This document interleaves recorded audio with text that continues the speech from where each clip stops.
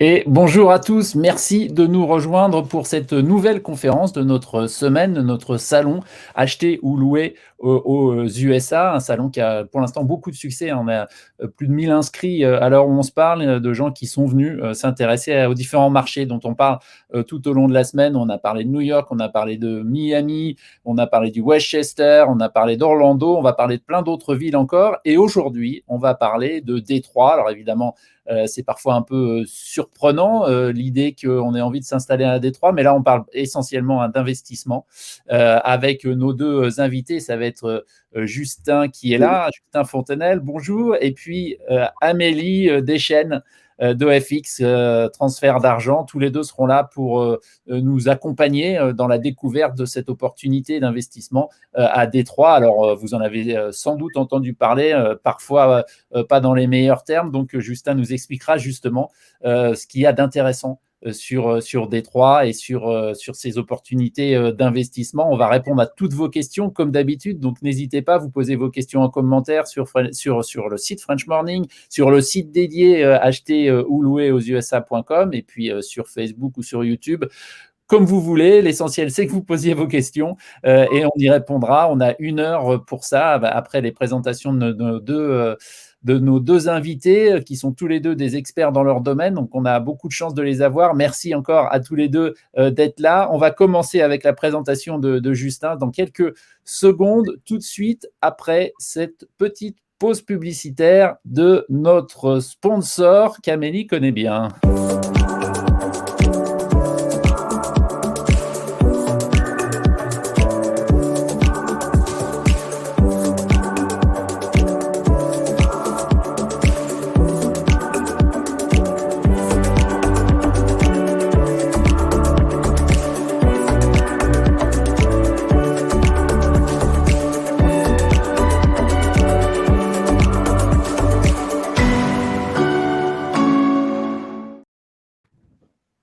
Et voilà, on retrouve Justin. Merci beaucoup. Alors, Justin Fontenelle, votre société s'appelle Just Invest Now. Vous allez nous expliquer tout à l'heure de quoi il s'agit, mais évidemment, on va commencer par essayer de comprendre pourquoi ce sujet sur investir à Détroit. Qu'est-ce qu'il y a de si extraordinaire à Détroit? Pourquoi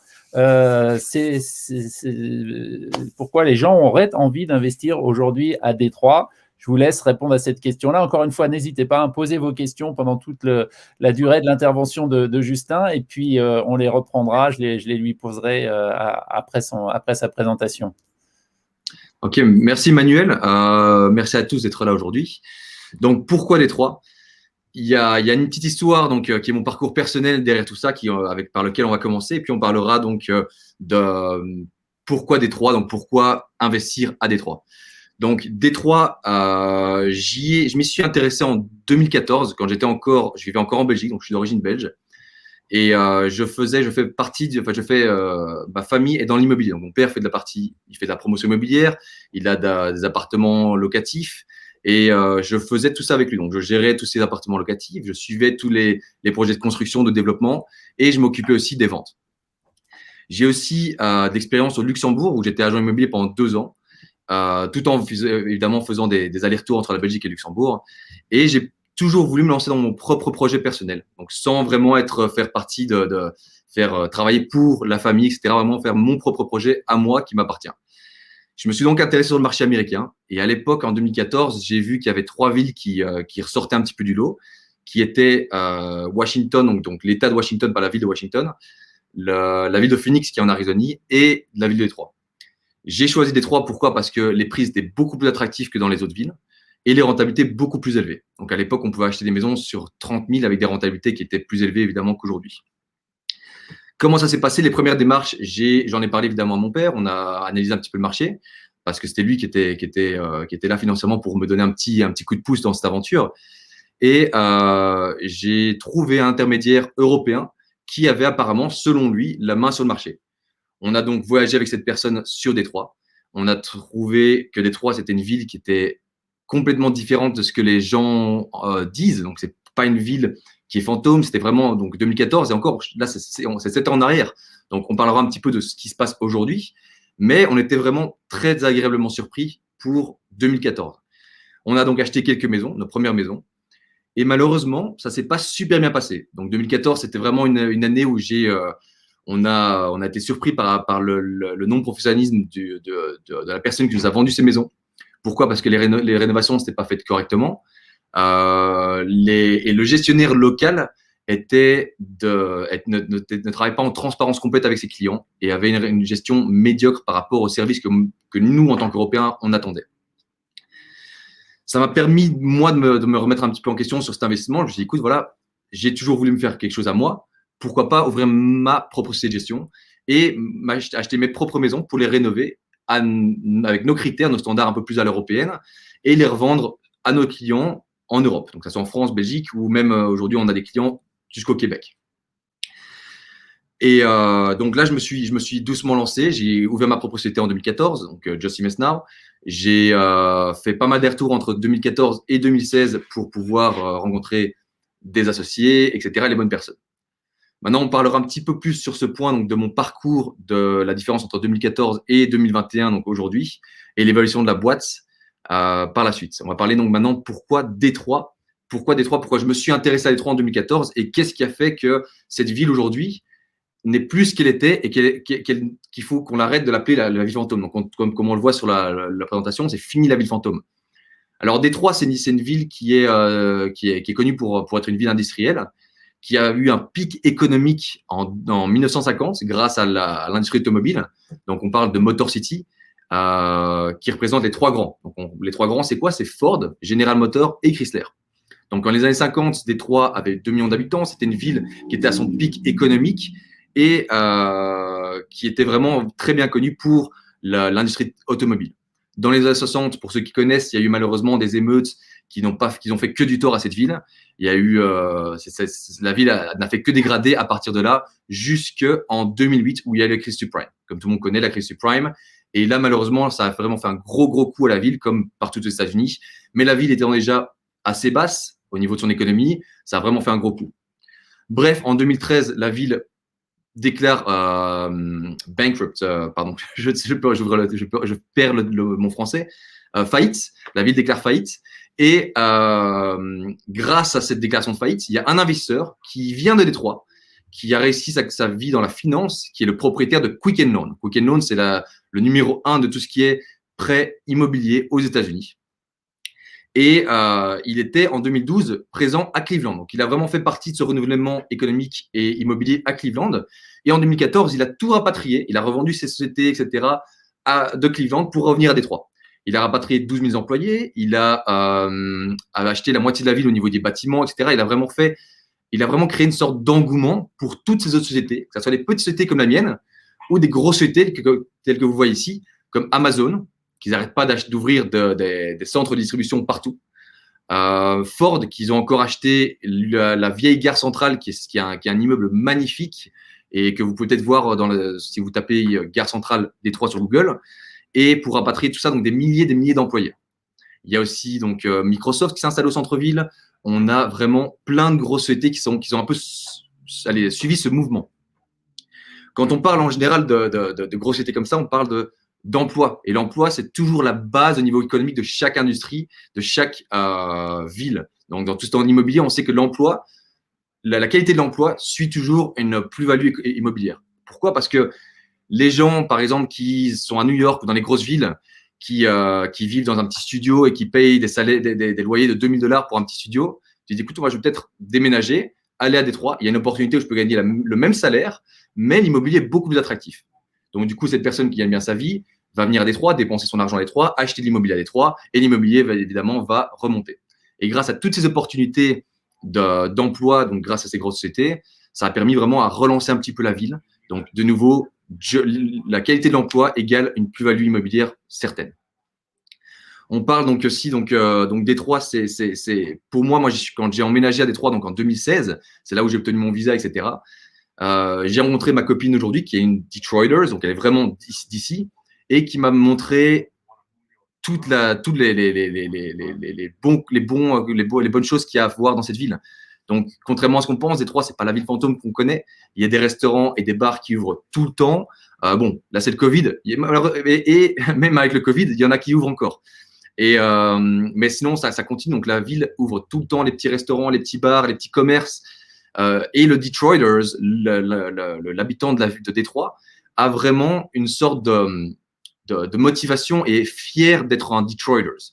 Il y a même des mouvements où ils disent, il y a un mouvement, par exemple, c'est une marque de vêtements qui dit Detroit versus everybody. Pourquoi? Parce que tout le monde pense que Détroit, c'est une ville fantôme qui n'a rien pour elle, alors que le Detroiters, il sait qu'est-ce qui se passe. Il sait que Détroit, c'est une vraie ville, c'est une ville qui bouge, c'est une ville qu'on aime, et quand on y vit, on voit la différence. Tous nos investisseurs qui ont voyagé jusqu'ici, il n'y en a pas un qui sont repartis sans signer pour une maison et sans dire, écoutez, voilà, je suis agréablement surpris de cette ville et je suis vraiment content d'y avoir mis les pieds.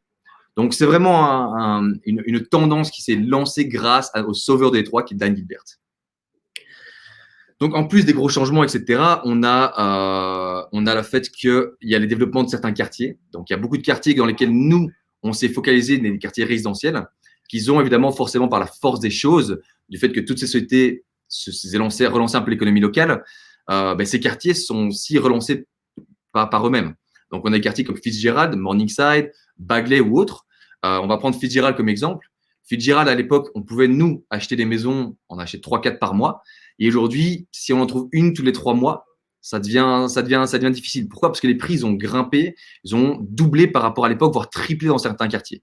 Alors aujourd'hui, nous, on se focalise sur des autres types de quartiers dans le même style, soit des prolongations de ce même quartier voisin, parce qu'on sait que ça va se développer au niveau résidentiel et que les plus-values vont augmenter dans les années à venir. Donc, on est vraiment spécialisé en trouvant vraiment les bons quartiers, les quartiers qui reviennent. Une autre chose qui est importante, que la ville a lancé en 2018, alors c'était obligatoire avant 2018, mais ça a été vraiment renforcé par rapport à la ville et aussi légalement parlant, c'est les inspections de la ville. Donc, pour pouvoir légalement louer une maison ici à Détroit, dans l'agglomération de Détroit, il vous faut un certificat de conformité. Et c'est pareil pour les banlieues. Maintenant, Détroit ne renforçait pas cette loi à l'époque, et de partir de 2018, ils l'ont fait. Ça a beaucoup aidé la ville. Pourquoi? Ça a permis à beaucoup d'investisseurs de se rendre compte qu'ils doivent investir de l'argent dans leur maison parce qu'ils ont acheté des maisons au plus bas prix et ils ont voulu faire les minimums de rénovation, ce qui est pas bon évidemment pour un locataire. Parce que le locataire, il veut à un certain moment, il va arrêter de payer le loyer si les rénovations ne sont pas faites. Et aussi, évidemment, ça va augmenter le standard des rénovations globales dans toute la ville. Et du coup, forcément, les prix immobiliers. Donc ça a été mis en place en 2018. Nous, depuis 2018, on vend toutes nos maisons avec ce certificat de conformité. Alors, pour obtenir ce certificat de conformité, on parle d'une inspection de la ville et d'une inspection de lead-based paint. Alors, lead-based paint, c'est une inspection qui prouve qu'il n'y a plus de plomb dans la peinture. Donc, évidemment, c'était les vieilles peintures qu'ils utilisaient à l'époque, on le sait tous, comportaient du plomb et c'est toxique, surtout pour les enfants. Alors, ça, c'est pour parler, donc, voilà, on a parlé un petit peu de la ville fantôme. Et alors, qu'est-ce qu'on voit quand on voit le nouveau Détroit? Donc, on a plus ou moins parlé de ça, mais il y a d'autres choses qui se passent. Détroit, j'en ai parlé tout à l'heure, c'est Motor City, ça a été vraiment connu pour l'industrie automobile. Et aujourd'hui, on change un petit peu cette vision, enfin, on ajoute plus à cette visualisation. Excusez-moi, j'ai mon chien qui gratte à la porte. Et donc, on ajoute en fait à cette Motor City une petite touche de modernisation qui est en fait tout ce qui est numérique et technologie. Alors, pourquoi? Dan Gilbert, quand il est venu en 2014 investir dans toutes ces sociétés, rapatrier tout son empire à Détroit, il a commencé à investir dans les startups, mais uniquement et principalement dans tout ce qui était technologique et numérique. Et donc, ça a créé donc, de nouveau cet engouement, etc. Et aujourd'hui, donc ça a été annoncé l'année passée pour faire construire cette extension de l'Université du Michigan, qui est par ailleurs la 18e meilleure université mondiale qui est actuellement localisée à Ann Arbor, qui a à peu près 45 minutes de route d'ici. Ils ont ouvert avec l'aide de Dan Gilbert et Stephen Ross, Stephen Ross, c'est le directeur des Dolphins de Miami, donc l'équipe de football. Ils ont lancé ce programme, 300 millions de dollars d'investissement de leur poche pour aider l'Université de Michigan à s'étendre au centre-ville de Détroit pour ouvrir cette université qui sera focalisée dans quoi? Dans le numérique et la technologie. Et donc, par force des choses, ils veulent créer en fait une seconde Silicon Valley. Donc, au centre-ville, on a des grosses sociétés comme Microsoft, on a Google, on a Facebook qui ont installé des bureaux. Donc, il y a vraiment ce nouveau, en plus d'être Motor City, c'est vraiment la nouvelle Silicon Valley. Donc, c'est un peu le nouveau Détroit. D'autres investissements qui se passent, donc ça, c'est très, très gros. C'est vraiment, ça va aider la ville énormément. C'est le fait qu'il y a eu une levée de fonds de 250 millions de dollars grâce au maire de la ville, qui est Mike Duggan, qui a fait que du bon. Ça fait 6 ans qu'il est ici et ils vont sûrement le renouveler encore pour 4 ans après son deuxième terme. Alors, Détroit, en 2014, quand moi j'y suis arrivé, il y avait 80 000 maisons qui étaient vides, délabrées, à rénover ou à abattre. Aujourd'hui, donc 7 ans plus tard, il nous en reste plus que 16 000. Donc 16 000 maisons, dont 8 000 qui vont. Donc ces 16 000 vont être. Donc les 250 millions qu'on voit ici, c'est les 250 millions qui vont nous permettre de revitaliser ces 16 000 maisons. Deux façons de le faire. 8 000 maisons vont être abattues pour pouvoir créer des nouveaux parcs ou alors avoir des terrains pour pouvoir bâtir d'autres développements immobiliers tels que du commerce ou des appartements. Et les 8 000 qui restent vont être rénovés. Alors, la ville va engager des entrepreneurs, entreprises générales indépendantes pour pouvoir rénover ces maisons. Et après, la ville va soit les louer, soit les revendre à des propriétaires. Et de nouveau, ça va faire quoi? Ça va créer une diminution de l'inventaire à Détroit, parce qu'il y a 16 000 maisons en moins qui seront moins disponibles. Donc, du coup, et dans ces 16 000 maisons, il y en a 8 000 qui seront complètement rénovées et qui seront éventuellement, une partie d'entre elles, détenues par des propriétaires. Donc, du coup, évidemment, l'immobilier va augmenter. Donc ça, c'est vraiment deux gros projets, donc on parle d'université et de ça qui sont actuels. Pour revenir sur l'Université du Michigan, elle devait être construite en 2021, enfin, commencer les constructions. Alors, je ne sais pas comment ça se présente avec le Covid, évidemment, pour le moment, mais c'est un projet qui est toujours en cours et qui va se faire dans l'année à venir, ça c'est sûr. Alors, on passe un petit peu à la présentation de la CT. Donc, tout à l'heure, j'ai mentionné que j'allais revenir dessus pour parler un petit peu de l'évolution et de l'histoire de la CT elle-même. Donc, 2014, j'en ai parlé, c'est mon emménagement, mes premiers investissements à Détroit. 2016, c'est mon emménagement à Détroit avec le fait que j'ai engagé mes 2 premiers employés. J'ai mon associé, donc, qui était sur la photo du départ, Rich Salem, qui est mon associé depuis 2016. J'ai rencontré en 2014. Ça fait partie d'une des connaissances que je me suis faites en faisant des allers-retours entre Belgique et Détroit entre 2014 et 2016. Donc, 2016, on engage nos premiers employés, on commence notre propre société de gestion, on achète nos propres inventaires pour les revendre à nos investisseurs. On lance vraiment la machine. En 2018, on gère plus de 200 maisons et on a une dizaine d'employés. On est passé d'un petit bureau en 2016 au centre-ville qui était dans un vieux bâtiment à un bureau un peu plus sympa ici dans les banlieues. Et aujourd'hui, en 2020, en 2019, on a emménagé dans de nouveaux bureaux que vous voyez qui sont derrière moi et qui sont aussi sur les photos que vous voyez ici à droite. Et aujourd'hui, en 2021, on a 19 membres dans l'équipe et on a un peu plus de 400 maisons qu'on gère en gestion. On a une entreprise qui se fructifie au jour le jour. On a des projets pour vraiment donc développer le portefeuille de nos investisseurs sur lesquels on travaille tous les jours. On essaie vraiment d'offrir les meilleures opportunités à nos clients, de trouver les meilleurs quartiers, de s'informer un maximum sur la ville et évidemment d'informer nos agents qui sont, eux, en Europe. Donc, on a une équipe d'agents francophones, donc une qui est localisée en Angleterre, un en Belgique, un à Paris dans lequel on a notre propre agence et 2 sur Miami dans lesquels on a notre propre bureau. Donc, on fait des formations avec eux, ils savent très bien de quoi ils parlent, ils savent exactement, ils sont très bien informés sur tout ce qui se passe à Détroit et offrent ce savoir aux potentiels investisseurs qui veulent investir à Détroit et changer évidemment l'image que certains investisseurs ont de la ville de Détroit. Et c'est pour ça qu'on fait cette conférence aujourd'hui aussi, entre-temps. Alors, maintenant, on va parler un peu de nos produits. Donc, nos produits principaux, les produits principaux qui ont fait de ce qu'on est aujourd'hui, c'est vraiment les maisons en single family et les duplex de 2 unités. On fait une rénovation. Il faut savoir que toutes nos maisons, on les achète au préalable pour avoir un contrôle total sur le process de A à Z. Donc, ça, on parle de la qualité de la rénovation, les inspections de la ville, la sélection du locataire et après, évidemment, on offre un turnkey à nos investisseurs. Le produit qui a fait ce qu'on a aujourd'hui, c'est le produit de luxe. Alors, le produit de luxe, ça comprend une maison, comme j'ai dit, complètement rénovée de A à Z, avec des standards, des critères de rénovation qui sont au-dessus de la moyenne de tout ce qui se passe à Détroit. On refait toutes nos toitures, Les chaudières, les châssis toujours en double vitrage. Il faut savoir que Détroit, c'est des maisons qui sont des villas qui ont été construites à partir des années 30. Donc, il y a beaucoup de maisons avec des châssis en bois ou qui sont des simples vitrages. Nous, on upgrade tout en double vitrage. On fait les chaudières, la plomberie, l'électricité, on revisionne tout de A à Z. On passe aussi les inspections de la ville, comme j'ai mentionné tout à l'heure, ce qui nous permet d'avoir un rapport complet et d'avoir un troisième partie en gros qui confirme que la maison a été rénovée selon les critères de Détroit. Nos cuisines sont faites en granit, donc par rapport à ce qui se passe en général à Détroit, on est sur du laminé, etc. Vraiment, on est toujours un petit cran au-dessus de tout ce qui se passe à Détroit au niveau rénovation. Ces maisons-là commencent à partir du niveau budget, on est à partir de 60 000 $. Ça peut monter jusqu'à 110 000 $ en fonction de la localisation du bien, du type de bien, que ce soit une single family ou une 2 unités, et évidemment donc le nombre de chambres et la taille de la maison. Avec nos produits de luxe, on offre une garantie de 1 an sur la construction, 6 mois sur les loyers et un produit qui est complètement rénové. Alors, un produit ici qu'on a commencé il y a quelques mois qui s'appelle le Turnkey. C'est le même type de produit, c'est assez similaire, sauf que c'est beaucoup plus attractif au niveau prix et rentabilité. La rénovation, donc c'est vraiment une remise en état.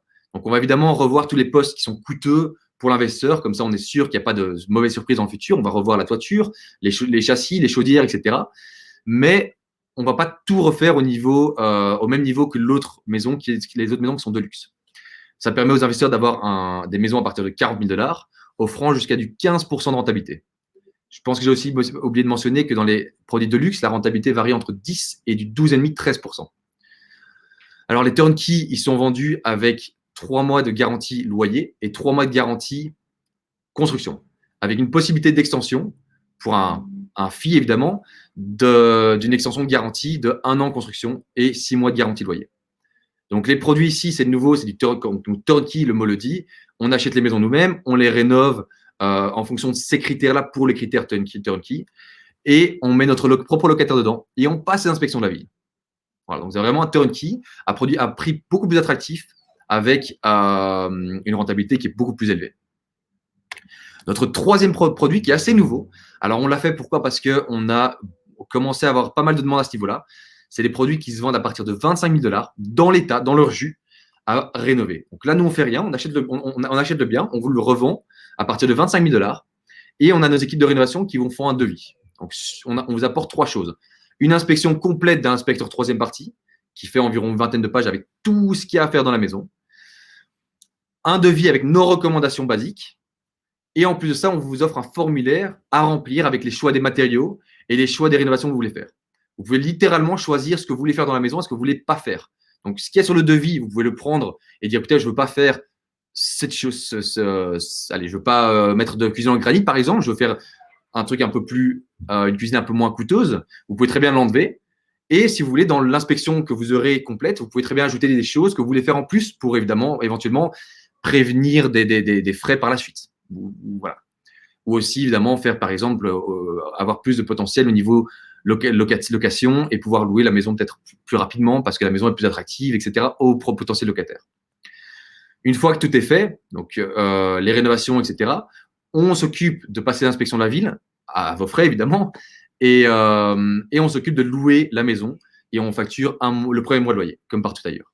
Donc là, c'est vraiment à la carte, c'est vous qui faites votre propre investissement.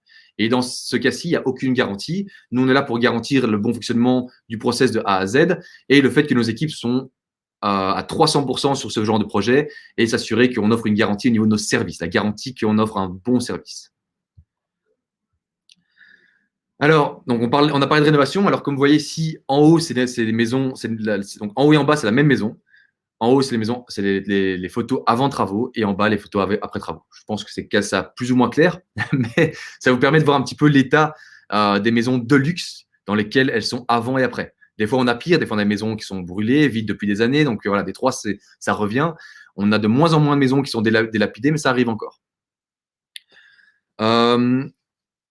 Alors, nos services. Donc, on a un service vraiment. Le but de notre société, c'est vraiment d'offrir un service de A à Z avec du clé en main ou du personnalisé à nos investisseurs.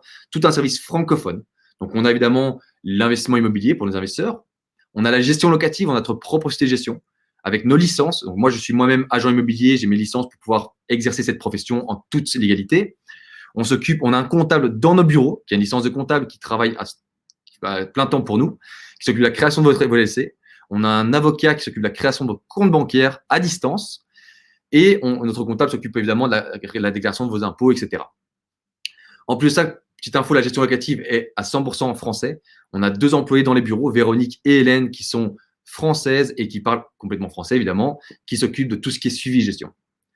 Et alors, évidemment, le dernier maillon de la chaîne, c'est quoi? C'est la revente. Alors, pourquoi la revente? C'est parce que le but de cet investissement, c'est un investissement moyen long terme. On parle de 5 à 10 ans idéalement. Des fois, ça peut être un peu moins, mais 5 à 10 ans, c'est vraiment l'idéal. Et après, qu'est-ce que vous allez faire? Vous allez éventuellement revendre vos maisons.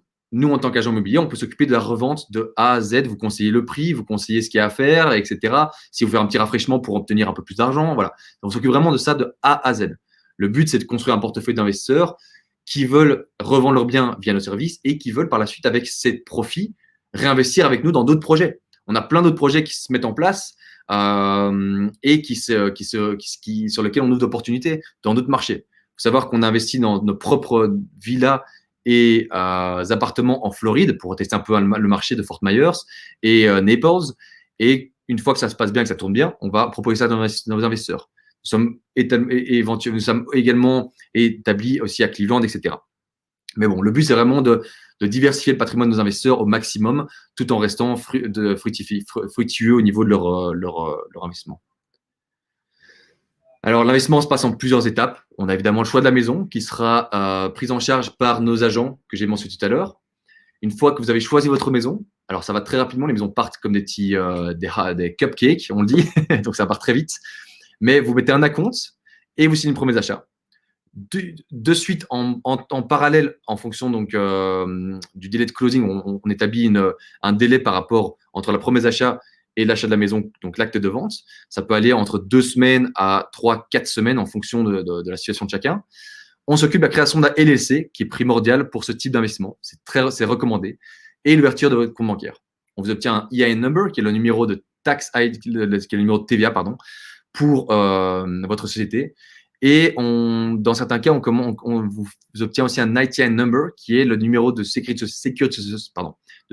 sociale pour étrangers qui vous permettra d'avoir certains avantages en fonction de votre situation et votre pays de résidence au niveau fiscal. On s'occupe après donc, de l'acte de vente via un notaire qui a des licences, etc. Tout est officiel. Vous obtenez un warranty deed qui est le titre de propriété le plus officiel qui est, avec une title insurance qui vous garantit que ce warranty deed est à 100% certifié et garanti. Une fois que tout est fait, on vous ouvre votre portail en ligne ici chez nous, dans lequel vous aurez accès à vos investissements et vos statements mensuels, etc. Donc, vous pouvez vraiment voir tout ce qui se passe sur votre investissement, le nombre de loyers, les frais de gestion, les divers frais, par exemple votre LLC ou quoi, etc. Et votre net. Vous aurez aussi donc un versement mensuel sur votre compte bancaire US. Et les premiers loyers tombent aussi également le jour du closing. Donc, si maintenant vous clôturez le 30 mars, par exemple, ou le 31 mars, vous allez avoir vos loyers qui vont commencer le 1er avril et qui seront payés en fin du mois d'avril. Voilà, donc je vous remercie déjà de m'avoir écouté aujourd'hui. Vous pouvez nous contacter sur le site web www.justinvestor.com, sur tous les réseaux sociaux, on est vraiment très très présents. Hélène fait du super boulot à ce niveau-là. Et aussi, n'hésitez pas à regarder notre chaîne YouTube, on a beaucoup de vidéos qui peuvent vous aider à décider un petit peu dans quelle direction vous voulez aller. Voilà, donc je pense que j'ai parcouru tout. Merci à tous en tout cas. Merci beaucoup, Justin. On va tout de suite enchaîner avec Amélie qui nous attend pour parler transfert d'argent. Mais avant, et puis on a plein de questions qui viennent, on y reviendra. Avant, je voudrais quand même en prendre une ou deux, et notamment une qui est évidemment the elephant in the room, comme on dit ici, parce que je disais tout à l'heure que Détroit a fait un peu, les investissements à Détroit ont fait un peu parler d'eux en France. L'année dernière, il y a eu une affaire, en tout cas, avec qui est clairement une escroquerie, enfin même si c'est en cours c'est pas jugé encore, mais bon, ça apparaît comme étant une escroquerie. Et Benoît, par exemple, nous dit: bonjour, je suis intéressé, mais des amis se sont fait arnaquer avec un achat sur Détroit l'année dernière. En quoi votre compagnie se démarque de ces escrocs? Alors, en beaucoup de choses, déjà, on n'est pas des escrocs. Non, en fait, donc déjà, ce qui se passe, c'est qu'on est sur place. Je connais vraiment, évidemment tout ce qui s'est passé à l'E3. Je connais toutes mes anciennes concurrences. Il faut savoir qu'il y a beaucoup de gens qui ont tenté, donc beaucoup de francophones qui ont tenté de s'installer à Détroit et de faire ce qu'on nous on fait aujourd'hui. Mais le problème, c'est qu'ils n'étaient pas sur place. Et ça, c'est vraiment la clé. Moi, je suis sur place. J'habite à l'année ici. J'ai toute mon équipe sur place, francophone, américaine, qui est sur place. Ça nous démarque beaucoup. On a nos licences, on est agent immobilier sur place aussi, donc ça nous empêche évidemment, on est responsable pour nos clients. Et si vous tapez José Messina sur Google, vous verrez qu'on a 4,8 étoiles, on n'a que des bons commentaires, on a du référencement, etc. Alors, je sais qu'il faut vraiment juste faire attention avec qui vous travaillez. Je ne vais pas mentionner de nom aujourd'hui avec ce qui s'est passé, je suis totalement au courant. On essaye d'ailleurs d'aider certains investisseurs qui sont malheureusement connu cette situation, à remettre leur investissement en place ou sortir de cet investissement d'une manière ou d'une autre en revendant leur maison sur le marché, si faisable. Et c'est pas toujours évident, les situations sont difficiles. Ça fait des années, depuis que je suis ici, j'ai connu, d'abord il y a eu la société X, puis Y, puis Z, et ça n'a pas arrêté. J'espère qu'aujourd'hui c'est fini. J'espère que les gens ont compris que pour faire un boulot correctement, il faut être sur place, il faut le faire à 300% et pas penser que à l'argent. L'investisseur, il a aussi un portefeuille il peut pas juste jeter l'argent par les fenêtres, ça doit être fait correctement et je pense qu'il faut guider l'investisseur correctement. Donc, si maintenant il y a des gens ici qui regardent. Depuis ces débuts qui étaient un peu le Far West, il y a eu des initiatives pour cadrer les choses, des chartes qui ont été rédigées, que les meilleurs, que les gens les plus sérieux signent. Voilà, enfin, il y a eu tout un tas d'initiatives qui ont été prises pour essayer de nettoyer un peu le secteur, qui reste après tout de l'investissement immobilier très très traditionnel finalement. Mais c'est vrai que les gains du début ont beaucoup attiré toute espèce de gens, disons. Une autre question rapide sur les opportunités, justement. On parle évidemment de la renaissance de Détroit depuis des années maintenant, plusieurs années en tout cas. Mais du coup, est-ce qu'il est encore temps de venir sur ce marché d'une certaine manière? On se dit, ça fait longtemps qu'on parle de l'explosion, des rendements extraordinaires, etc. Tout le monde est au courant. Comment est-ce qu'on peut encore espérer faire des croissances aussi appréciables aujourd'hui, finalement? Est-ce qu'il n'est pas trop tard pour entrer sur ce marché? Non, alors c'est pas trop tard, c'est une question que j'ai tous les ans, en gros. On en a parlé d'ailleurs sur French Morning l'année passée pendant le Covid, en plein Covid. Ouais. Et non, le marché a encore, je pense, 2 ans à vivre. Quand je dis 2 ans à vivre, c'est qu'il y a encore 2 ans d'opportunités pour les investisseurs pour rentrer dans ce marché. Après, ça deviendra difficile de trouver des quartiers qui sont attractifs, etc., sans aller dans les mauvais quartiers. Parce que toute ville aux États-Unis ou ailleurs a ses bons et ses mauvais quartiers, évidemment. Chicago, aujourd'hui, a dépassé Détroit au niveau criminalité de loin. Et pourtant, c'est une chouette ville. Mais donc, il faut savoir où investir et il faut être bien guidé. Et je pense qu'on a encore 2 ans. Alors, merci au Covid, on a étendu un petit peu cette longévité de vie de cet investissement. Donc, il y a 2 ans à faire. Et après, évidemment, il y aura d'autres projets. Donc, nous, on est sur des projets de développement, de construction, etc., dans lesquels on peut accompagner nos investisseurs. Alors, on va revenir, il y a plein de questions évidemment sur les prix, sur les rendements aussi, sur la conséquence de la crise de la Covid sur ces rendements, justement. Est-ce que les gens continuent de payer leur loyer, ce genre de choses? Donc, on va aborder tout ça avec vous dans quelques minutes. On va d'abord faire venir Amélie Deschênes d'OFX qui va nous parler transfert d'argent, justement, et comment sa société, comment ça se passe, et comment, justement, les Français qui investissent depuis la France vont avoir besoin de transférer de l'argent, donc c'est intéressant de l'entendre. On la rejoint tout de suite après ça, dans une seconde.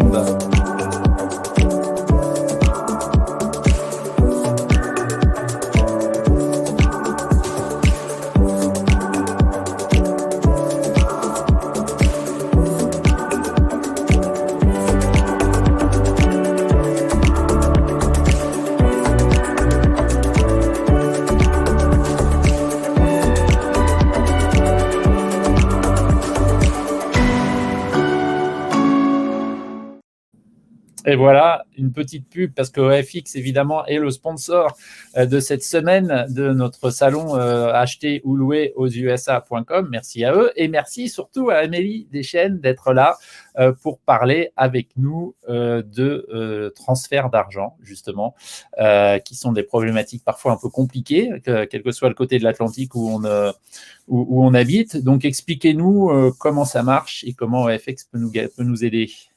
Tout à fait, mais d'abord, les remerciements. Moi, je remercie Justin pour une super présentation, d'avoir partagé ton histoire d'entrepreneur, puis de nous avoir donné une fenêtre sur le nouveau Détroit, avec ce que tu connais bien sûr sur le bout de tes doigts, là, avec les avantages et les défis. Et puis moi, maintenant, je vais vous parler donc d'une des considérations pratiques d'investir aux États-Unis, qui est évidemment celle du rapatriement ou du déplacement des fonds de la France vers les États-Unis. Pour ceux qui étaient là lundi lors de la conférence sur Cleveland, c'est la même présentation. Alors, si vous voulez un refresh, restez avec moi, mais sinon, vous l'aurez déjà vu. Alors voilà, pour tout ce qui est transfert de fonds international, on peut être tenté d'y aller avec des options qui sont facilement accessibles, bien sûr comme avec la banque. Je l'ai essayé moi-même par le passé quand j'étais expat. Je vous l'avais probablement essayé aussi, mais on se rend compte assez rapidement qu'on y perd pas mal au change. Les grands groupes bancaires, peu importe le pays, vont souvent prendre des frais de transaction à l'envoi et à l'arrivée, mais surtout une marge sur le taux de change réel qui est assez grasse. Et puis, je commence par vous expliquer ce qu'est le taux de change réel. On l'appelle aussi dans le jargon le taux interbancaire et c'est dans le fond le taux qui est utilisé par les grands groupes bancaires pour échanger des millions de devises entre eux chaque jour. Ce n'est jamais le taux qui est offert aux consommateurs comme vous et moi, mais on doit quand même l'utiliser comme référence pour comprendre les coûts qui nous sont facturés. Et donc, tous fournisseurs de devises vont ajouter une marge, un coussin, dans le fond, à ce taux de change réel. Et donc, le défi, c'est de conserver la marge au minimum. Et je vous donne ici un exemple bien concret. Si vous vouliez déplacer 100 000 € en dollars américains, le taux réel aujourd'hui est à 1,2160. Avec les banques, vous obtiendriez au final quelque chose comme 119 150 $ américains. La même transaction avec un spécialiste en taux de change comme OFX vous donnerait au final 121 050 $ américains. Donc, c'est une différence de 1 900 $. C'est assez significatif. Et puis, dites-vous que c'est un 1 900 $ qui est perdu pour qu'on envoie pour vous l'équivalent d'un courriel. Alors, ce n'est pas un bon investissement. Alors, il y a possibilité d'épargner cette somme-là. Donc, la stratégie gagnante, je vous invite d'abord à connaître le taux de change réel au moment précis de la transaction. Ces taux-là fluctuent à la seconde. Et puis, donc, lorsque vous allez sur Google, c'est ce que vous voyez, c'est le taux de change réel. Donc, utilisez-le pour comprendre le coût qui vous est facturé. Et puis, je vous invite aussi à magasiner les spécialistes en taux de change. C'est leur raison d'être, c'est de vous offrir des taux plus avantageux. Ici, je veux couvrir 4 outils qui sont disponibles. Le premier s'appelle l'ordre à court limité. En anglais, on l'appelle le Limit Order ou parfois le Target Order aussi. Et c'est un produit qui est basé sur le principe d'attendre pour le bon moment. Et donc, on va utiliser ce produit-là lorsqu'il y a un petit peu de flexibilité dans le timing du transfert. Et donc, probablement en amont de votre projet d'investissement immobilier. Il faut avoir les sous prêts, les fonds prêts au départ, donc en euros. Et puis, avec votre directeur de compte, vous allez placer une épingle dans le marché pour le taux auquel vous aimeriez faire la transaction. Donc, si on reprend l'exemple un peu plus tôt, le taux est présentement à 1,21. Vous avez bon espoir qu'il remonte à 1,23 comme c'était le cas un petit peu plus tôt en janvier. Et donc, vous pourriez placer une épingle avec votre directeur de compte pour 1,23. Et si et quand le marché atteint ce taux, nous allons acheter les dollars américains pour vous. Alors, vous n'avez pas à vous en soucier. C'est un outil de monitoring du marché qui n'a aucun inconvénient. Il n'y a pas de coût additionnel à entrer dans un ordre à court limité. La seule contrainte, c'est qu'il faut avoir les fonds, comme je vous disais, prêts pour le transfert parce que si le marché atteint ce taux, et puis on ne le sait pas, même nous, si on savait dans quelle direction va le marché, ça irait bien nos affaires. Mais donc, on ne le sait pas. Donc, si le taux atteint 1,23, nous, on vous appelle et il faut effectuer la transaction. Donc, il faut avoir les fonds prêts.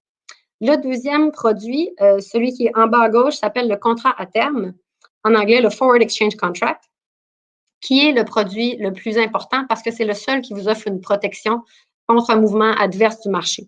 Et donc, c'est un produit qui est basé sur le principe j'achète aujourd'hui, j'utilise plus tard. Et donc, on l'utilise lorsqu'on aime le taux du jour, mais qu'on sait que la transaction va être faite dans le futur. Et le futur, ça peut être n'importe quand, entre 2 jours jusqu'à 12 mois à partir de la date d'aujourd'hui. Et donc, je m'achète la sécurité, dans le fond, de savoir exactement le taux que je vais avoir pour ma transaction, exactement le nombre de dollars américains que je vais avoir au final. La seule contrainte pour ce produit-là, c'est qu'il faut avoir 10% du montant à protéger prêt maintenant. Alors, donc, si je veux réserver un taux pour, disons, 100 000 €, bien, je dois avoir 10 000 € aujourd'hui pour réserver le taux. Et donc, on s'achète une pleine sécurité. Ça peut être très intéressant, je crois, pour un achat immobilier. Si vous avez, par exemple, des investissements à liquider en France ou si vous avez un petit peu de travail à faire avec vos planificateurs financiers pour rassembler les fonds en France, au moins, vous pouvez vous réserver le taux de change dès le départ. Et puis ensuite, vous pouvez travailler avec vos planificateurs financiers pour ramasser les fonds pour envoyer ça un petit peu plus tard. Le troisième produit, qui est aussi le plus courant et le plus simple, qui s'appelle le taux au comptant, le spot rate. Donc, très simple, c'est simplement acheter une devise étrangère au taux du moment, donc on the spot. Et puis, le quatrième outil, si vous voulez, c'est l'expertise humaine. Chez OFX, on croit en vous donner une plateforme transactionnelle en ligne qui vous permet vraiment une pleine autonomie 24 heures sur 7 pour que vous puissiez réaliser vos transactions. Mais on complémente ça avec l'expertise de nos équipes par téléphone 24 heures sur 7 pour que vous puissiez discuter justement de vos scénarios spécifiques et puis pour qu'on puisse vous guider dans le choix de ces produits-là un petit peu plus avancés. Il y a un produit qui n'est pas montré sur cette slide, mais la présentation de Justin m'y a fait penser un petit peu plus tôt. On peut également, pour les investisseurs qui vont avoir créé une entité d'affaires, on peut également vous donner l'équivalent d'un compte de banque local aux États-Unis pour que vous puissiez recevoir, par exemple, les loyers. Et donc, ce produit-là s'appelle, la marque s'appelle le Global Currency Account. Ce sont des comptes virtuels, dans le fond, qui sont créés avec nos partenaires, la Bank of America et puis la Deutsche Bank. Et donc, vraiment l'équivalent d'un compte de banque local aux États-Unis pour que vous puissiez collecter vos revenus là-bas. Et puis, vous pouvez également, à partir de ces comptes-là, faire des paiements pour différentes dépenses que vous aurez là, dans la gestion de votre immobilier. Mais donc, il n'est pas là, mais il y a aussi les comptes virtuels qui sont disponibles. On a également plusieurs outils en mode libre-service. D'abord, l'application mobile. Donc, sur votre téléphone intelligent, recherchez OFX et puis vous trouverez nos couleurs orangées. Et puis, sur l'application mobile, vous pouvez tout faire de l'inscription jusqu'à booker un transfert et puis suivre le cours de ce transfert-là aussi. On a des alertes de taux qui peuvent être, encore une fois, auxquelles vous pouvez vous inscrire sur l'application ou sur le site web. Et donc, pour la paire de devises qui vous intéresse, vous allez recevoir des alertes lorsque la devise bouge en votre faveur. On a un commentaire hebdomadaire qui est livré par courriel et finalement, un dossier plus volumineux qui est notre dossier de recherche qui s'appelle le Currency Outlook, qui est distribué à chaque mois et qui fait un survol, dans le fond, de toutes les devises majeures en lien avec les grands événements économiques mondiaux. Donc, ça peut être intéressant, je pense, comme nouvelle générale à lire en prenant votre café. Ici, je voulais faire un survol du processus d'enregistrement d'un compte chez OFX pour pas qu'il y ait de surprise. Alors, d'abord, on se rend au ofx.com/French-morning et on va vous donner ce lien-là par la suite parce qu'on a négocié des taux préférentiels pour la communauté francophone. Et donc, l'algorithme d'OFX prend une marge sur le taux de change réel qui est à peu près de 1% habituellement. Pour vous, on coupe ça en deux. Donc, la marge que nous prendrons sur le taux de change réel ne sera jamais supérieure à 0,5%. Et donc, un taux très compétitif. Et voilà, pour créer le profil, ça se fait comme pour tout service en ligne de nos jours. Donc, avec votre nom, votre courriel, création d'un mot de passe, votre adresse et les paires de devises que vous recherchez. Au niveau de l'adresse, entrez une adresse civique à laquelle vous avez été pour plus de 6 mois. Et donc, si vous habitez en France, entrez votre adresse en France. Parce que la plateforme passe une vérification électronique, qui est une validation d'identité. Et puis, si l'adresse est trop récente, il n'y aura pas assez de données. Donc, il faudra nous envoyer des documents là, pour valider l'identité. Donc, pour s'épargner ça, rentrez votre adresse civique permanente. Ensuite, dans la même journée, donc soyez à l'affût, dans la même journée, vous allez recevoir un appel de notre équipe pour valider les données qui ont été entrées et puis pour activer le compte. Lorsque le compte est activé, ce que ça veut dire, c'est que vous pouvez maintenant utiliser la plateforme OFX pour faire vos transferts. Donc, une fois la paperasse terminée, si vous voulez, vous êtes prêt à faire votre transaction. Sur la plateforme, ça s'appelle Book Transfer ou New Transfer. Et puis, lorsque vous faites cette étape-là, ce que ça veut dire, c'est que vous réservez le taux de change pour le montant que vous désirez transférer. C'est aussi là que vous devrez entrer les coordonnées bancaires du bénéficiaire aux États-Unis. Donc, le bénéficiaire peut être vous-même, votre propre compte bancaire aux États-Unis, ou ça pourrait être également une tierce partie. Donc, par exemple, s'il y a des comptes séquestres avec les agences avec lesquelles vous travaillez, ça peut être envoyé là aussi, ce n'est pas un problème. Et donc, une fois que vous avez fait le transfert, la 4e partie, c'est de nous envoyer les fonds. Et puis donc, je vous montre la logistique des paiements chez OFX. Tout se fait en deux paiements locaux. Et donc, c'est différent avec les banques. Avec les banques, ça fonctionne via le système SWIFT et l'argent, dans le fond, le message de l'envoi de fonds traverse différentes banques intermédiaires. Chacun se prend un petit coussin là-dessus. Chez OFX, c'est différent. Ce sont 2 paiements locaux. Et donc, dans le cas d'aujourd'hui, vous enverriez les euros de votre compte vers le compte OFX qui est détenu avec la banque Barclays. C'est un compte en euros.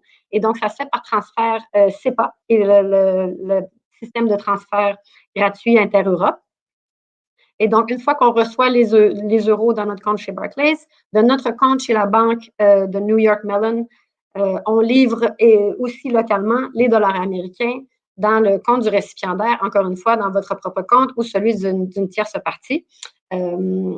Pour tout transfert qui va être de plus de 100 000, sachez qu'on va demander, dans le fond, des documents pour supporter la transaction. Donc, un contrat d'achat, par exemple. Rien qui ne sera pas à votre disponibilité. Et voilà, ici, bien sûr, le French Morning ont bien fait leur devoir avant de s'associer à OFX. Mais juste pour vous en dire un petit peu davantage sur la compagnie, c'est une compagnie qui existe depuis 1998.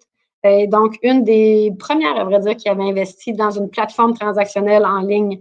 Dans le temps, c'est une compagnie australienne fondée à Sydney qui est publique et donc listée à la bourse australienne. Et donc, vous avez accès à toutes nos informations financières directement en ligne en rechargeant OFX Annual Reports. Donc, vous pouvez tout voir, c'est très transparent.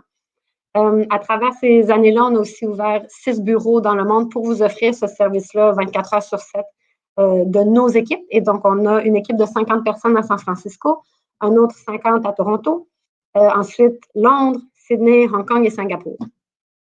On a développé les outils de gestion du risque de change, comme je vous ai parlé plus tôt, le forward contract, le contrat à terme.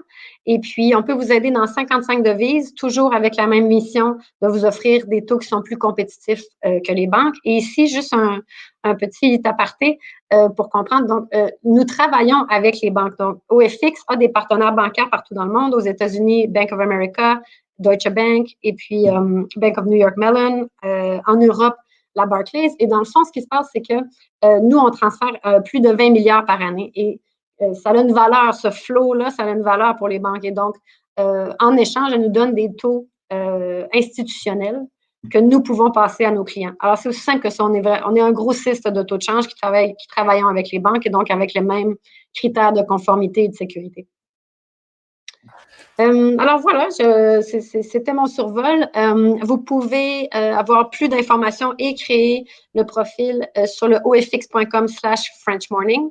Et puis, si vous avez des questions, c'est ça, par rapport à votre scénario, vous voulez être sûr de quels pourraient être les meilleurs choix de produits, de stratégies, envoyez-moi un courriel amélie.dechaine@ofx.com. Super, merci beaucoup Amélie. On va faire revenir Justin pour répondre à toutes vos questions. Alors, il y en a pas mal, il nous reste 10 minutes exactement. On va essayer d'en prendre le maximum. Une petite question pour Amélie tout de suite. Beaucoup des autres sont pour Justin, donc on va commencer par Amélie. Combien de temps prend le transfert de l'Europe vers les États-Unis? 80% des transferts se font dans la même journée, mais on dit 2 jours pour se garder un petit jeu. Voilà. C'est donc à cause du système que vous utilisez, en général, oui, c'est plus rapide que le système international traditionnel des banques intermédiaires, etc. Puisque là, c'est 2 comptes locaux qui, chacun de leur côté, font le transfert. Très bien. Justin, beaucoup de questions sur la question du rendement, justement. Vous avez avancé des chiffres de rendement jusqu'à 15%, etc. La première, qui est très circonstancielle, qui est liée à l'actualité, c'est, comme je disais tout à l'heure, celle de l'impact de la crise de la Covid, puisqu'on sait qu'un certain nombre d'États ou de villes ont passé des lois avec des moratoires qui permettent aux gens de ne pas payer leur loyer. Il y a plus largement, au-delà de ça, de toute façon, des difficultés économiques pour plein de gens. Est-ce que ça a eu des conséquences déjà, ou est-ce que vous prévoyez que ça ait des conséquences pour vos propriétaires et sur les rendements? Alors, au niveau des rendements, on a évidemment été touché par ce genre de choses, mais surtout pour les locataires une partie des locataires qui étaient déjà mis en place. Pourquoi? Parce aujourd'hui, on a changé vraiment, donc tout au long de l'année 2020, on a changé nos critères de recherche de nos locataires pour justement que ça n'arrive plus. Donc, on primordialise tout ce qui est agence gouvernementale. Donc, que ça soit Section 8 ou d'autres agences qui payent le loyer à l'avance pendant 1 an. Il faut peut-être expliquer ce que c'est Section 8 pour c'est une agence gouvernementale. En fait, c'est un type d'agence gouvernementale qui va approuver un locataire pour une aide gouvernementale au niveau pour payer le loyer. Je sais qu'en Belgique, c'est le CPAS. Je ne sais pas quel est l'équivalent en France. Et donc, du coup, le locataire est responsable pour soit une portion du loyer, soit rien du tout et tout est garanti. Donc ça, en général, ça aide pas mal. On travaille avec beaucoup d'agences gouvernementales de plus en plus qui sont indépendantes à la section 8 et qui ont des règles un peu plus flexibles au niveau des inspections, parce que là, c'est l'inspection section 8. En général, il y a un délai, c'est très lent pour mettre un locataire en place. Eux sont beaucoup plus rapides.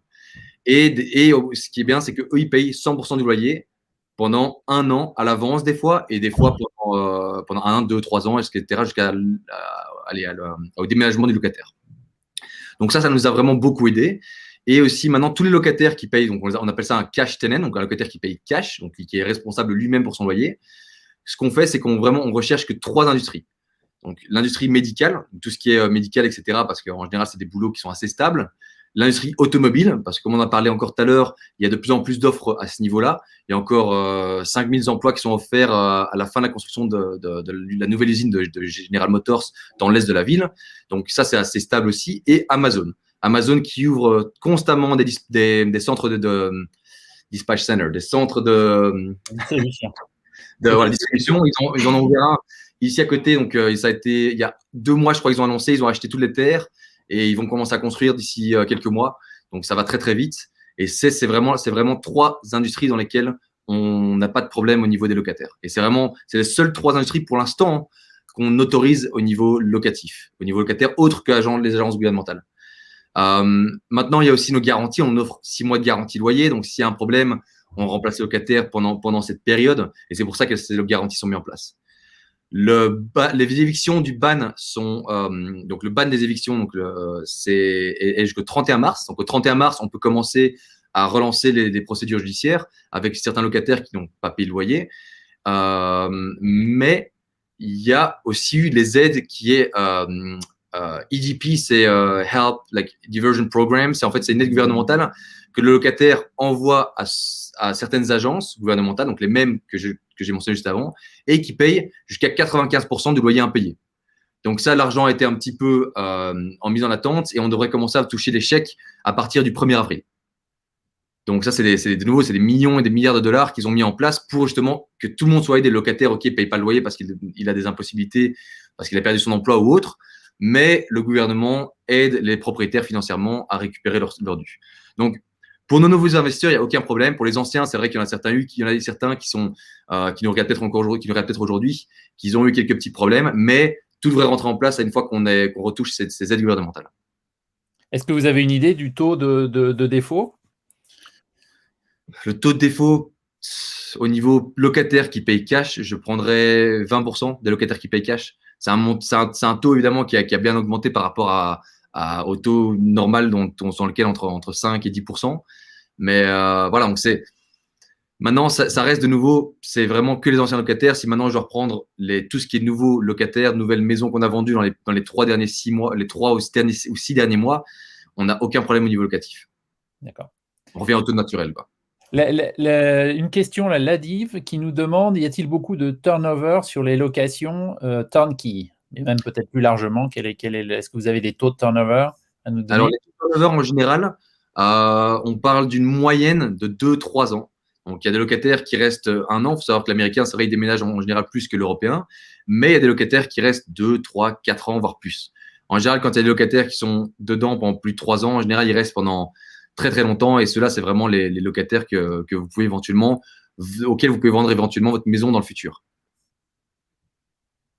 Yves nous demande, travaillez-vous avec des Français résidant dans la région de Détroit? J'imagine qu'il veut parler de vos clients.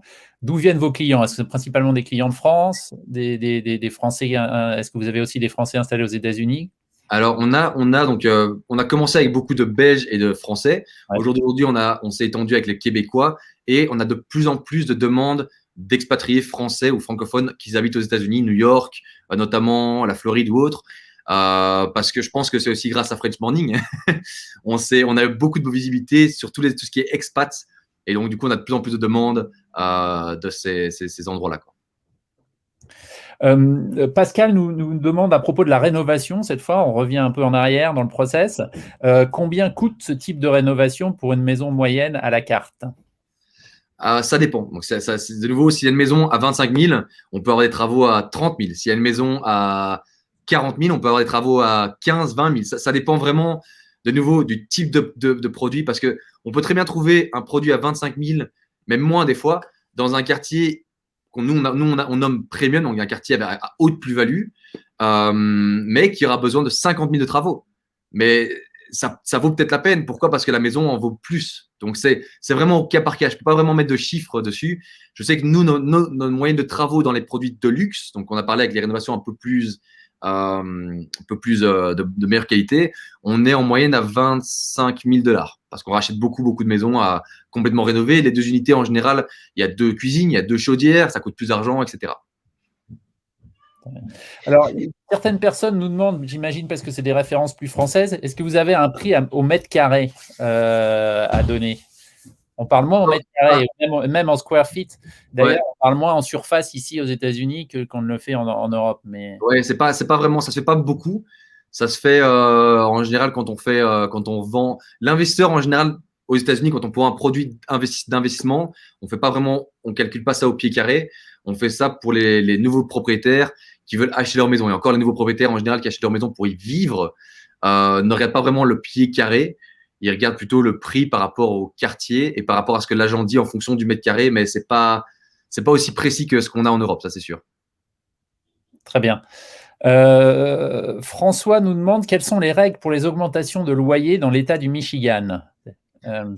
Aux États-Unis, il faut expliquer, en général, c'est au niveau des États que les règles s'appliquent. Ouais, bien sûr. Et le locataire est en règle générale beaucoup moins protégé que ça n'est le cas en Europe, quant à l'augmentation des loyers, etc. Mais vous êtes dans un secteur qui est quand même largement régulé, puisque vous avez une majorité de vos locataires, si j'ai bien compris, qui sont dans le cadre de programmes gouvernementaux d'aide au logement. Donc, est-ce que vous pouvez répondre à cette question pour François? Bien sûr. Donc, pour les locataires, donc cash, on peut augmenter librement en général, on recommande entre 25 et 50 $ en fonction de l'évolution du quartier, l'évolution de l'économie, etc. Et évidemment, si le locataire a des changements au niveau de ses revenus, et si c'est faisable, parce qu'on ne va pas mettre un locataire qui, selon notre formule, a été approuvé pour, je sais pas, on va dire par exemple 900 dollars de loyer et lui augmenter de 100 dollars. Et qu'aujourd'hui, si on lui met 100 dollars, il va peut-être devenir un non-payeur. Ça sert à rien. Donc, en fonction de cas par cas. Pour les agences gouvernementales, en général, elles approuvent en fonction de nombre de chambres et de nombre de salles de bain un certain montant.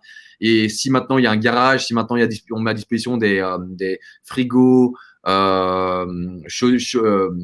les plaques de cuisson, etc. Et après, si on veut renouveler un an plus tard, parce que les baux ici aux États-Unis, en tout cas au Michigan, c'est de 1 an. Si on veut renouveler et augmenter le loyer, là, il faut refaire toute la procédure au niveau de documents, etc. Donc, il faut voir un petit peu si ça vaut si toute cette procédure en vaut la peine. Mais on arrive en général pour 50 dollars, ça vaut peut-être la peine. Pour 25 dollars, je dirais pas trop. Est-ce que si j'achète chez vous, je peux demander à avoir la garantie que vous n'allez louer qu'à des gens qui sont dans les programmes gouvernementaux et donc avec des loyers finalement garantis, in fine? Oui, bien sûr. On a une employée qui fait que tout ce qui est location, etc. Vraiment que ça. Et on a des listes d'attente de toutes ces agences qui veulent travailler avec nous parce qu'on a la qualité des rénovations est supérieure à la moyenne. Et donc, on a certains clients qui veulent que ça. Ils veulent que du section 8, que les agences gouvernementales. À savoir qu'il y a un petit inconvénient à ce niveau-là. Il n'y a pas que c'est pas que du joli d'avoir un locataire section 8. C'est un double tranchant en fait. C'est que tous les ans, vous allez avoir une inspection donc de la section 8 ou de l'agence gouvernementale pour vérifier que la maison est toujours en bon état. Donc, la locataire, on va pouvoir faire un devis, ils vont nous envoyer une liste de choses à faire parce que même l'usure locative, donc si maintenant il y a, je sais pas moi, un peu de peinture qui est partie ou quoi, etc., il faut le refaire parce que ça passe pas l'inspection. Donc, tous les ans, il y a des frais.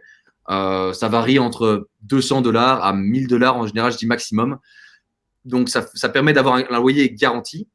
Mais je dis toujours à mes clients, écoutez, ce que vous pouvez faire quand vous avez une agence gouvernementale en place, vous mettez un billet de 1000 sur votre cash flow, donc sur votre net, de côté, et vous savez que ça, vous n'y touchez pas, c'est parti. Vous avez perdu. À la fin, une fois que l'inspection est passée, si vous avez un devis à 500 dollars, vous avez gagné 500 dollars. Ça, c'est vraiment le double tranchant d'acheter une maison avec un loyer garanti. C'est que vous avez ces petites inspections. Les loyers, les baux, pardon, sont forcément d'1 an ou… C'est 1 an ou au mois par mois. C'est un peu à l'américaine. Je pense qu'à Cleveland, c'est pareil. Floride, c'est pareil. Bon, les autres États, je ne les connais pas, mais c'est mois par mois ou 1 an. Très bien. Merci beaucoup. On arrive quasiment à la fin, puisqu'on a dépassé même l'heure de 2 minutes. Je pense qu'on a encore le temps pour prendre 1 ou 2 questions. Je les regarde en même temps que je vous parle.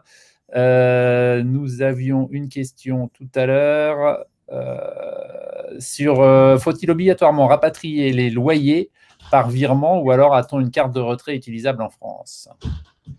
Alors, nous, on crée nos comptes bancaires chez Bank of America. Donc, vous aurez un compte bancaire créé ici à distance. Donc, vous n'avez pas besoin de venir. Et vous avez une carte bancaire, donc une carte de débit que vous pouvez utiliser qui sera envoyée via DHL à votre adresse en France ou en Europe, peu importe, et que vous pouvez utiliser en Europe. Nos transferts se font de manière mensuelle sur votre compte américain, sans frais, et vous êtes libre de les rapatrier quand vous voulez. Donc, c'est vraiment quand vous voulez, vous pouvez les rapatrier. Maintenant, pardon. Oui. Allez-y. Maintenant, on a certains investisseurs, pas beaucoup, mais qui décident de ne pas ouvrir de compte bancaire à distance, qui, eux, veulent un virement virement sur leur compte en France ou en Europe. Et alors là, ce qu'on fait, c'est qu'on fait un virement trimestriel pour éviter évidemment les frais bancaires. Je crois que les frais bancaires pour les virements internationaux à ce niveau-là, c'est 35 et 45 dollars. Et du coup, évidemment, ces frais-là, on les facture aux clients. Ça, c'est en fonction de leur choix. Maintenant, je sais que on avait elle avait mentionné donc une nouvelle approche qui m'intéresserait évidemment d'en parler plus en détail, de la possibilité d'ouvrir des comptes bancaires ou des types de comptes bancaires à distance avec cette nouvelle société que je découvre aujourd'hui. Avec OFX. Avec OFX, exactement. On s'en reparle. Ouais, d'accord. Juste sur la rentabilité, vous parlez quand vous dites 12, 15%, c'est avant, après impôt? C'est avant impôt. Donc, on déduit donc, pardon. Donc, le calcul, c'est quoi? C'est le loyer x 12, donc pour les 12 mois, moins les 10% de frais de gestion, moins l'assurance, moins les taxes foncières. Et là, vous avez votre net. Et après, vous divisez par le. Donc voilà. Donc ça, c'est vraiment le net, avant impôt. L'imposition pour les gens qui sont non résidents aux États-Unis, donc les Français ou les Belges qui investiraient depuis l'Europe sans être résidents ici, ça marche comment? Alors, tout va varier en fonction du montage fiscal de chacun. Donc, je ne suis pas fiscaliste. On a un comptable qui peut s'occuper de communiquer avec les fiscalistes ou comptables des clients au cas par cas. Mais de manière générale, il y a deux possibilités. Il y a la possibilité d'ouvrir une LLC et la laisser en corporation, qui va dire que la LLC va faire sa propre déclaration d'impôt. Et dans ce cas-ci, vous payez 21% d'impôt flat. Donc, il n'y a pas de tranche. Ou alors, vous avez j'en ai parlé tout à l'heure, un ITN number, donc l'équivalent d'un numéro de sécurité sociale américain pour étrangers. Et là, vous faites la déclaration d'impôt de votre LLC et la LLC vous donne ce qu'on appelle un K1 à vous en tant que personne physique et vous faites votre propre déclaration d'impôt à vous. Et là, on parle de tranches. Donc, ça commence à 10%, 12, 15, etc. en fonction des revenus. Donc là, c'est des détails on peut évidemment, nos agents sont bien rodés là-dessus, ils vont guider sur ces détails. Et si vous avez quelque chose de plus spécifique, on peut s'en occuper dans les bureaux aussi. Et puis pour finir, alors on a dépassé notre temps, mais on va quand même poser celle-là sur la sortie justement. Une fois que j'ai envie de récupérer mon argent et mon investissement, comment se passe la revente? Quel est l'état du marché pour cela? Alors, le marché a jamais été aussi chaud. D'ailleurs, donc c'est très difficile maintenant de trouver des biens. L'offre est beaucoup plus basse que la demande, ce qui est une bonne chose parce que l'immobilier augmente évidemment. Mais dans 3, 4, 5 ans, quand l'investisseur a envie de revendre, nous, on est agent immobilier, donc on s'occupe de tout de A à Z. On va signer un contrat ensemble. Je vais mettre la maison à mes investisseurs pour voir si quelqu'un veut racheter éventuellement cette pièce d'immobilier. Et si pas, je peux la mettre sur le MLS. Le MLS, c'est la base de données d'agents immobiliers ici aux États-Unis par État. Et là, on facture évidemment 6% du prix de vente. 6% qui sont divisés en deux, 3% pour ma société, 3% pour la société qui trouve l'acheteur. Est-ce que vous recommandez une durée de conservation du bien avant d'envisager revendre? Ça dépend un petit peu du but de chacun. En général, je dirais entre 5 à 10 ans. Dans certains quartiers, entre 3 et 5 ans. Ça dépend vraiment de l'endroit, etc. Et ça, de nouveau, c'est quelque chose qu'on peut guider au moment de l'achat. On peut très bien dire, écoutez, voilà, je pense que si vous voulez un investissement de 3 à 5 ans, on sera plutôt dans ce quartier-là, etc. Très, très bien. Merci beaucoup à tous les deux. Merci Amélie Deschênes d'OFX et merci Justin Fontenelle de Just Invest Now. Merci. Évidemment, vous avez vu passer tout au long de cette heure les petits scans avec la possibilité de les contacter. Vous pouvez retrouver toutes ces infos-là sur le site acheter ou louer aux USA.com. Je vous encourage à prendre contact avec eux pour toute question. Ce sont évidemment des experts de ces deux domaines dont ils nous ont parlé. Merci à tous les deux. Avant de nous quitter, je voudrais vous rappeler que évidemment la semaine continue. Acheter ou louer aux USA continue. Demain, aujourd'hui même d'ailleurs, nous avons Investir à Orlando. Puis demain, on pourra aller à Baltimore pour voir si ça vaut le coup d'investir. Ensuite, à Los Angeles pour parler là d'acheter ou louer, plutôt pour le logement. Et puis, acheter ou louer à San Diego, c'est vendredi, 11h heure locale sur la côte ouest et 2h heure de New York. Voilà, n'hésitez pas encore une fois à regarder tout ce programme et tous les détails de nos intervenants sur acheter ou louer aux USA.com. Merci à tous les deux, merci à tous de nous avoir suivis et à très très bientôt sur French Morning.